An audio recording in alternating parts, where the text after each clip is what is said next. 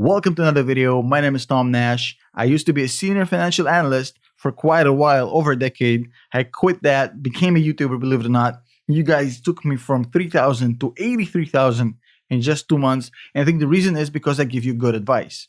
Just on November 9th, I actually told you that Tesla will go to 500 by the end of the year. Share price back then was 420. Ironically, it's now at 490. So if you listen to my Tesla advice, good for you. If you haven't, don't worry about it. This is the next opportunity. Right now, we're looking at a whole different company, not from the EV section, nothing we've talked about before. So as you know, on my channel, I never hold you hostage. The bottom line comes first. I respect your time. I don't want to hold you hostage all the way to the end of the video like some YouTubers do to me. I hate that shit. So the bottom line is that Palantir, PLTR, is one of the best stocks to buy now and hold for the next year, meaning 2021. I think Palantir is grossly undervalued.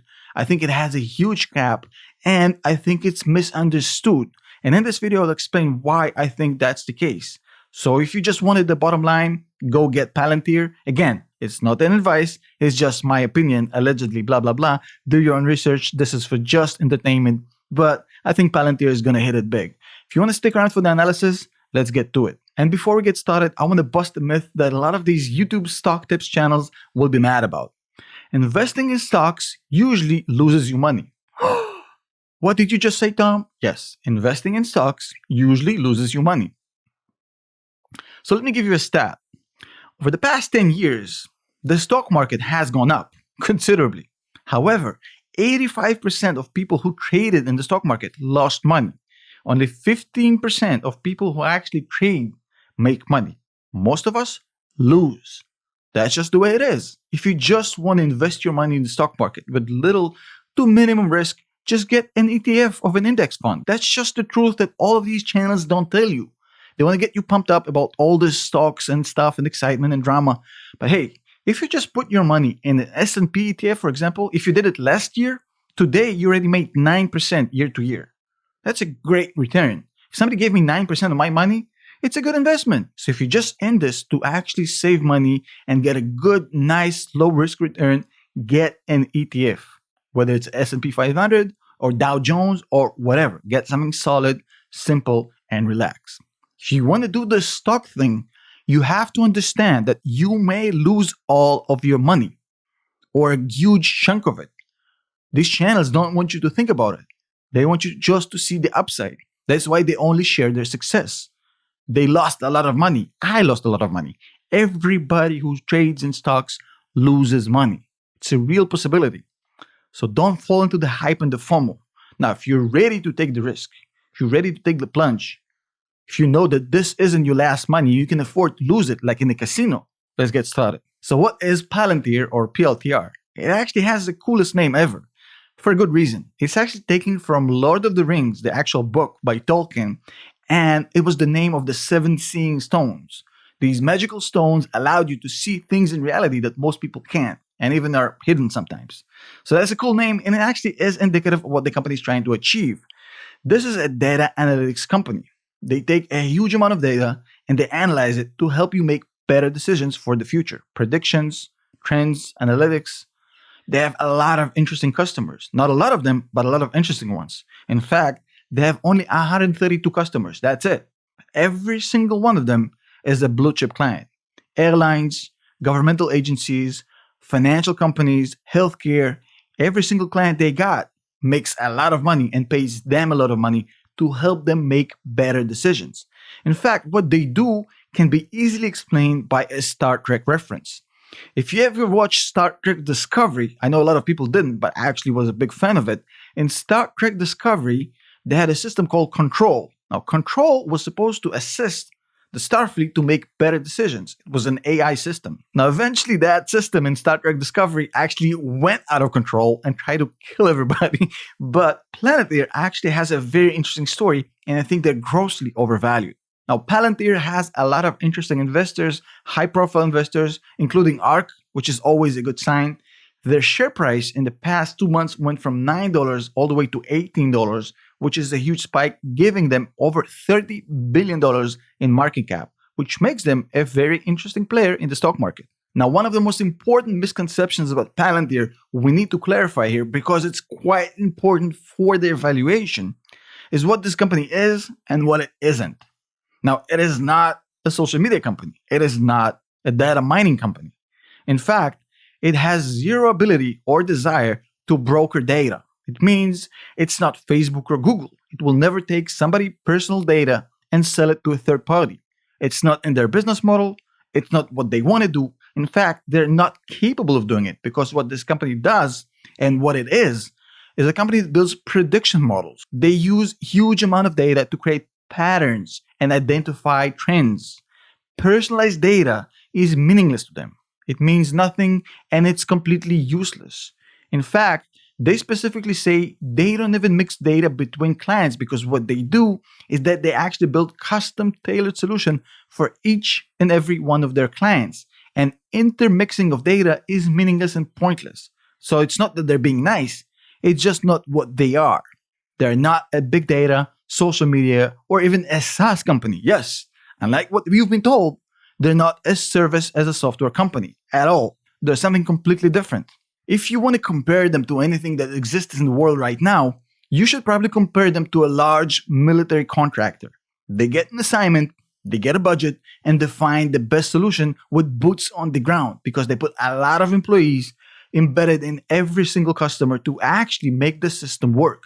It's a completely different setup than anything you've seen before. And that's why they're much more comparable with Snowflake than any of these other companies people are looking at as a comparison model. Now, just to give you an example, this company is actually valued at 25 price to sale right now. It's a very high ratio if you look at Facebook with its 10.17. But if you take a look at Snowflake with its 125x price to sales, you see that this company has a 5x potential embedded inside and nobody's seeing it. And we're going to show it based on their financial reports. Okay, so let's take a look at the financials. And the first thing I always start with is the cash. How much cash the company currently has. So as you can see here, we have December 31st, 2019, over $1 billion. And now as of September 30th, 2020, 9 months later, it's 1.8 billion. So we know the company has enough cash for an active runway for quite a while. So that's always my first due diligence points, just to see how much cash the company has. The next thing I always take a look at is the total liabilities. So as we can see here, that's actually a very positive sign because even though the cash went up, as you can see here over the past 9 months, the liabilities went down by almost 100. So that's 100 million, by the way. So for a company to increase cash reserves by 800 million and reduce liabilities by 100 million over 9 months, it's always a good sign. So let's take a look at what happens inside. And specifically, what I care about liabilities is debt. I want to see how much the company owes. And right here, I also have another positive sign because they used to have almost 400 million in debt in the beginning of the year, and now it went down to 197 million, meaning they're doing better, they're getting less debt. Next ratio is always the assets to liabilities. How much the company owns versus how much the company owes. And this is quite healthy. 1.3 billion in liabilities versus 2.6 billion in assets, meaning company has double the assets versus liabilities, meaning it's financially stable and it's quite good in managing its financials, which is always a good sign for me. Let's move on. Next, I always take a look at the revenue and I want to compare what happened before to what's going on right now. So here we have the 9 months comparison and here we have the 3 months comparison. Both are quite interesting. So this is the previous 9 months of September 2019. And here you can see a nice little growth from 530 million in the previous 9 months to 770 million in these 9 months, which is a good sign, a good growth. But if you take a look at it here, at these 3 months, year over year, here you actually see even the bigger improvement because here you see that they went from 190 million in these 3 months last year to almost 290 million in these 3 months this year, which means they're generating more revenue, which means they're growing, always a good sign. And of course, you cannot forget gross profit because even though the revenue is going up, you want to see what's going on with gross profit. Are they still as profitable? So here we have an interesting equation. We have 125 over 190 for the past 3 months last year and 140 over 289. This is something that concerns me a little bit because What I'm not sure about, I'll show you in a second. So let me add a calculator to show you what I mean. So we have 125 over 190. That means we have a 65% gross margin right here. 125 in gross margin over 190. Now, what happens from the 65 in these 3 months is actually a reduction. So we have 140 over 289. So this is 48%. So we went down to 48% from over 60%. So as far as gross profit goes, even though we're scaling up, we're getting less gross profit as a ratio to the revenues, which is a sign of concern because I would expect the gross profit to at least stay what it is or even grow when you're scaling up your business. But again, here, this might have seasonal impacts, COVID-19 impacts, and a whole bunch of things that happened this year that might have hurt the gross profit margins. But let's keep looking. So as you can see here, the R&D, the research and development, went up from 75 million in these 3 months last year to 313 million. So I always love seeing companies throw money at R&D because it makes their product better. So they boosted the R&D expenses from 75 to 313 million, which is a great sign. Now, this is another place where I would be concerned to see that because loss from operation went up from 144 million in the 3 months last year to 847 million in these 3 months this year, which would be alarming regularly, but I can see here why this is happening. So this is happening because of 3 reasons: increased sales and marketing expenses, increased R&D expenses, and increased G&A expenses. So in this mix, these two I'm really not happy about. I don't like seeing companies add G&A expenses and sales and marketing expenses, but you have to remember that there's a lot of expenses that came along with the company becoming public. However, this expense I actually love seeing.